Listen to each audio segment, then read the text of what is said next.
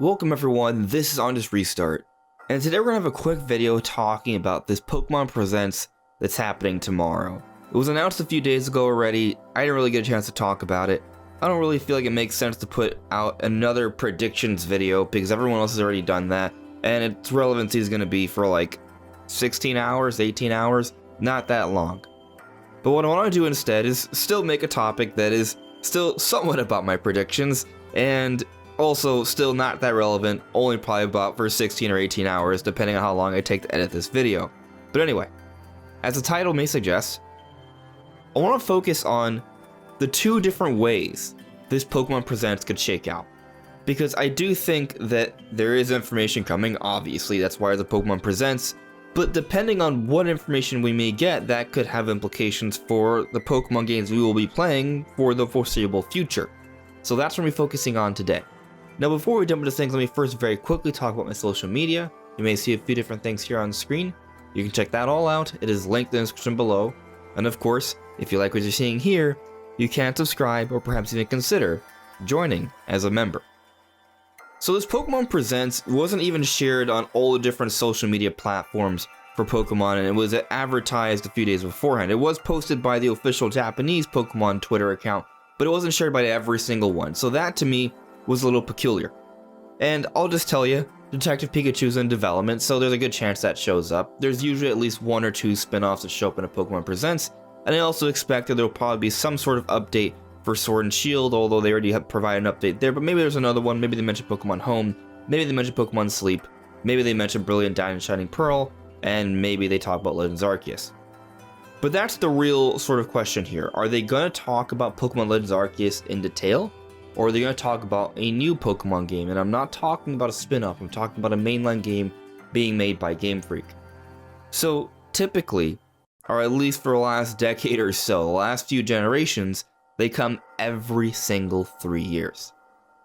This holiday 2022, it will mark the 3rd year after the release for Sword and Shield.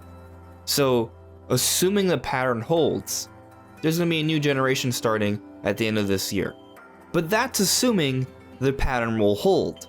And the thing about patterns is that patterns can eventually be broken. So that's what I'm actually sort of thinking here, and that's why I'm making this video, questioning if their pattern will actually break. Because this Pokemon Presents will tell us what direction Pokemon Company and Game Freak are headed in.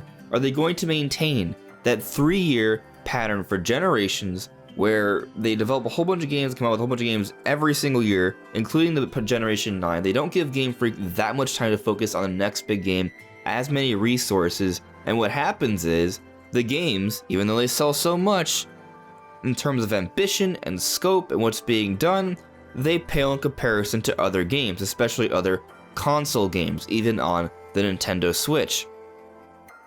Which is a big reason why now, during the Switch era, there's a lot more vocal Pokemon fans that are complaining about Pokemon, complaining about Sword and Shield, complaining about the National Dex and all of these different things. It's become far more toxic than it ever has been. And the reason is, it's because, well, it's more obvious now how far behind Game Freak's games are compared to other games, especially when it's on a console like the Switch, with HD technology, with games that are far more advanced than whatever we saw on the 3DS or beforehand. Now, I've been I guess you could say, a defender of Game Freak because I at least appreciate their progression. I have noticed that since they started making games on the Switch, that their advances have been faster. They have been making more improvements than beforehand, and I like to acknowledge when there is growth and progress, and I still enjoy the games. But I also want them to continue to grow, to continue to improve, and find ways to make it work and have games that are relevant to today's technology, to some extent at least. So, you know, I'm kind of divided here. And that's also why I'm so interested to see how things play out here, because it obviously is going to have tremendous implications, I would say, for the future of the series. So I do think the pattern is changing. Because after the release of Sword and Shield the following year, unlike previous generations where they would follow it up with a 3rd version, they didn't do that. Or sequels, or reimaginings as other generations. Instead, they gave us DLC. And this DLC arguably provided more new content than any third version or sequel or reimagining we've seen beforehand. At least it was a pretty good option, and it wasn't as sales robbery because it was not as expensive as a full new game, but it did offer a great deal more new content, and developing DLC is not nearly as extensive as developing a whole new game. So in a way, this allows Game Freak to have a little bit more resources, a little bit more time, but at the same time, I would argue it's a better value than just getting a third version. And then after the DLC in 2020, for 2021, it was just a few months ago, we got Pokemon Brilliant Diamond Shining Pearl, which was a remake of Generation 4, something we waited for a very long time, but it was an outsourced remake. It wasn't made by Game Freak. Instead, Game Freak focused on another game, Pokemon Legends Arceus, which didn't come out in 2021, but rather early 2021, the end of January. And Legends Arceus has reviewed pretty darn well. It's one of the highest reviewed Pokemon games. It's selling incredibly well. It's looking to be one of the best selling Pokemon games. And while there are certainly gripes and criticisms about the game in terms of its technology and its graphics and such, people are still enjoying the gameplay loop. People are still noting that there have been a lot of changes here, a lot of improvements, and it's quite promising. So we're already seeing that Game Freak is moving away from coming out with their main effort every single year. Pokemon Company is no longer holding them to that because we had DLC in 2020, and Legends Arceus didn't even make it out in 2021, but rather early 2022. We're still basically getting some form of new content every single year, but it's not exactly a whole other new game to purchase every single year. So there's somewhat of an effort being done here that I think is facilitating Game Freak having a bit more time to work on their next game. Which brings me to the Generation 9 debate. Will Generation 9 be revealed during this Pokemon Presents, and will it be coming at the end of this year? I'm hoping not. I think not. Or rather, I think it could be teased, because I don't think Generation 9 is too far off either. There is a need for Generation 9, but I'm sort of thinking that Generation 9 comes out by the end of the fiscal year, which would be March of 2023. So maybe it comes out in January in the same time Legends Arceus came out this year, or maybe it comes out February or March, which would give Game Freak just a little bit more time and it would still come out at the end of the fiscal year, which, by the way, then we've seen some pretty major game releases like Monster Hunter and Animal Crossing in March. So maybe that's when we see Generation 9, and if that's the case, they're still going to want to have something for the holiday, and as rumored by a lot of different places, but also what I think is logical, you provide paid DLC content for Legends Arceus. It's a game that's different from the other Pokemon games. It's something that if they were to expand on, there would be a lot of value there, a lot of appreciation for it.